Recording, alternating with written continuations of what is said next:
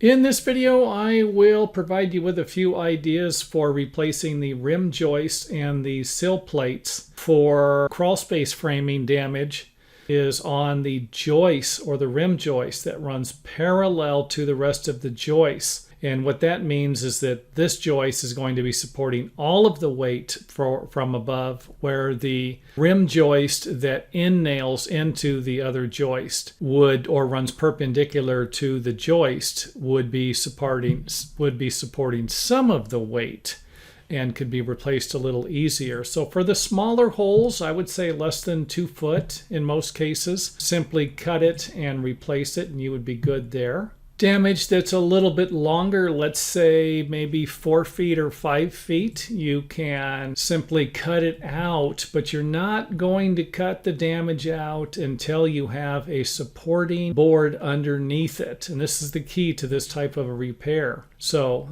I've got to cut out here, but you're not going to want to do this. You're going to want to put the board in. Put some type of a board in. If you have a 2x4 wall or a 2x6 wall, another rim joist, let's say, or a supporting joist will be sitting on top of the base plate and take the place of the one you are going to remove. And make sure that it's sitting on top of a bearing point. If this was over here, then you'd lose your support. This would be the end of your support here. For something like this wouldn't be a life or death thing if you stopped it here, because the cantilever of it would probably work just fine on it. If you had a 6-foot board and it was sticking out 2 feet here, it'd probably still be able to support some weight. And then, of course, this is what it would look like after you installed this and then remove the rim joist. But you can see right here where this board right here will now be supporting the weight of the wall above in the same manner as the rim below in most cases. Replace it and you are done.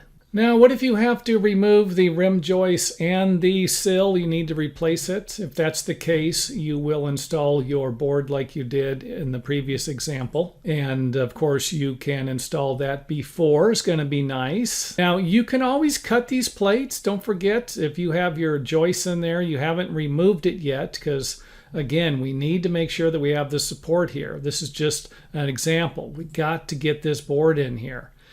So you can cut the plate, just don't remove it until you have support underneath it. So here we've got support. We can now remove the plate. Again, I extended it past so that it's sitting on top of the other footing. Then you can remove the framing plate. Take a look at it from the bottom. So this joist right here will be supporting the weight of the wall. Again, this can't be too long of a joist. Anything over 4 foot could be a problem. Replace the framing plate and then put the rim joist back in and you are done with that repair. Now, for those of you who have watched my videos in the past, you know that I have plenty of ideas. This will be just another one of them. You're looking for a little more structural support. Then if that's the case, before you remove the sill plate, you can install the rim joist and the supporting board behind it. So you would have both of them. You would have a doubler joist here instead of a single one, which would be normal. And of course, it can be sitting on top of the sills at each end to provide you with support. And then once this is done, you can simply slide the plate underneath it and nail it, and you are good to go. So you'd basically have both boards in at the same time. And you will need to, since you're going to be cutting all of these nails out with a Sawzall, I would imagine, you're going to need to replace it. And the perimeter nailing on the plywood's just not going to be there. And most of the time it's 6 inches on center for an 8D nail. And that's not going to work. You got to go through a lot here. So this might have to be replaced with 16D nails after you're done, and to get a nice connection here. So it's just something else to think about. Next up, let's take a look at a few ideas how you can replace the rim joist that will be connecting to the other joists perpendicular to it, or will be end nailing into the joist. Now, before we get started, let me see if I can provide you with a better idea of how these walls are supported by the joist and the rim joist. And here we can see where part of the joist itself is going to be underneath the wall framing. And on a 2x4, the rim joist is usually going to be 1.5 inches thick. which would leave us 2 inches of framing structural support underneath the wall, which in most cases that's going to be enough to support the wall and to hold it up and keep it from going anywhere. Another situation you could run into is you might have blocks instead of a rim, and this would simply be blocks that are in between the joists that go full width. They go, instead of being only 2 inches sitting on top of a 2x4 plate, let's say, you would have 3.5 inches of the joist sitting on top. And if it's a 2x6 like we have here, you've got 5 inches, 5.5 inches sitting on top here, and then 5.5 inches supporting the wall above, which blocks, like I said, they can usually just be knocked out and replaced. If they are damaged, the ceiling joists, that would require another video, and I think I've already made that video. Now, if it's just a little bit of damage to the rim joist, you can simply cut it out and replace it without any problem. If you need to do long sections of this, sometimes it's going to be a good idea to do small pieces at a time, maybe 4 feet at a time, and then just put a strap or some type of a connector if you're worried about getting some type of strength for it. But to pop the whole thing off and replace it, that could be questionable depending upon the framing, what type of framing is above the floor. Here's a situation where it's a little longer. You could cut this out. I would say you'd be safe up to 5 feet. If these are 16 inches on center, that would be 1, 2, 3. That would be 4 foot here. So this is probably about 5 foot, 10 inches, almost 6 foot. And I think even a 6 foot piece of rim could be replaced at one shot most of the time. I'm just throwing that out there a bit. But again, these videos are only suggestions for ways you can repair something. They are not always going to work for your particular project. Here's another suggestion. If you have some damage, you can always install some blocks before you remove the rim. And of course, I removed the rim here to give you an idea of what it would look like, a better view of it.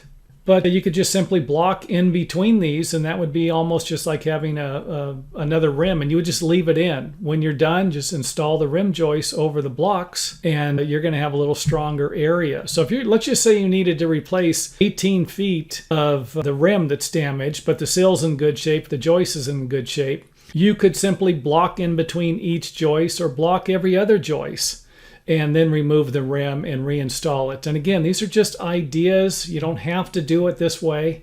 I'm just trying to make some people feel a little more comfortable with, the kind of creating stronger ways to repair things. So this block here, I just kind of let it stick out here just to show you that it was a block. It's even with the inside of the framing plate. If you want, you could put multiple blocks in here, 2 or 3 blocks, but that would be unnecessary, I would imagine, most of the time. So after you have installed your blocks, you can simply cut out the damage. And if you don't want to install the blocks on the side here because you might need to cut it with a Sawzall or something, then you can always install the blocks after it's cut and then install the rim joists. Now, if you do need to replace the sill that the joists are sitting on because it's damaged, and this part's a lot easier than the one on this side, you just need to simply put something underneath it with some type of a support. In here, I'm using a couple of jacks and a beam. We got a 4x6.